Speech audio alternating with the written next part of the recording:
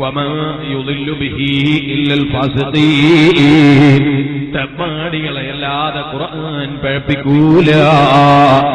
അതേടക്കത് പറഞ്ഞതുകൊണ്ട് അത് മാത്രം ഞാൻ പൂർത്തീകരിച്ചെന്ന വിഷയത്തിലേക്ക് കിടക്കട്ടെ. ആരാണ് ഫാസിഖ്?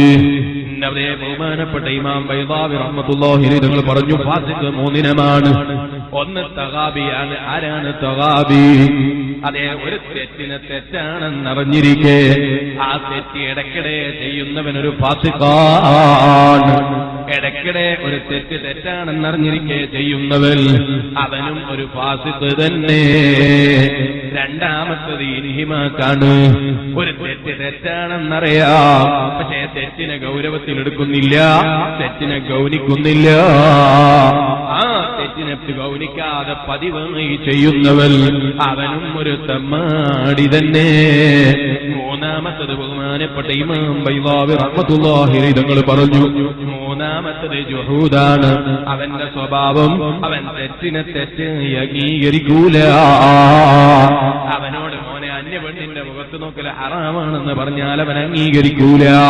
മോനെ ഗേൾസ് ഫ്രണ്ടും ബോയ്സ് ഫ്രണ്ടും പറ്റൂല എന്ന് പറഞ്ഞാൽ അവനിക്കത് അംഗീകരിക്കാൻ കഴിയൂല. ഇക്കാലത്ത് അതൊക്കെ പറ്റുമോ മുസ്ലിയാരെ എന്നാണ് അവൻ ചോദിക്കുന്നത്. അവന്റെ ബുദ്ധിക്കത് യോജിക്കുന്നില്ല. അവനാ ശറഈന്റെ നിയമത്തെ അംഗീകരിക്കുന്നില്ല.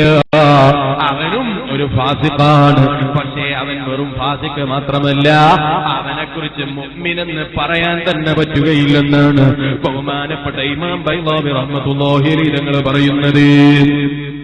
അത് ഫാസിഖീങ്ങളുടെ ഒരു പാർട്ടാണ്. അവരെക്കുറിച്ച് പരിശുദ്ധ ഖുർആൻ എന്താ പറഞ്ഞത്?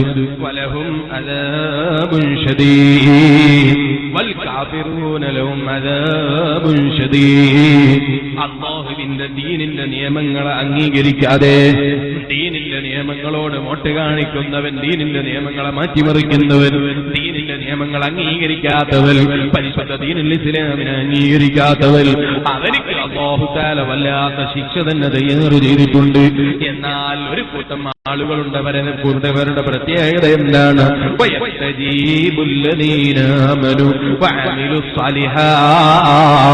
നല്ല നിഷ്കളങ്കമായ മനസ്സുള്ളവരാണ് അവർ.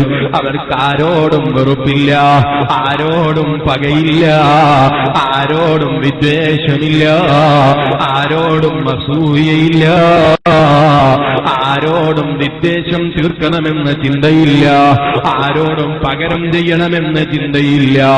അവനിക്ക് മറ്റുള്ളവരെക്കാൾ ഞാൻ വലിയവനാണെന്ന ചിന്തയില്ല. താഴ്മയോടെ ജീവിക്കുന്ന സാലിഹീങ്ങൾ അവർ അല്ലാഹുവിന്റെ ദീനിൽ അടിയുറച്ച് വിശ്വസിക്കുന്നവരാണ്.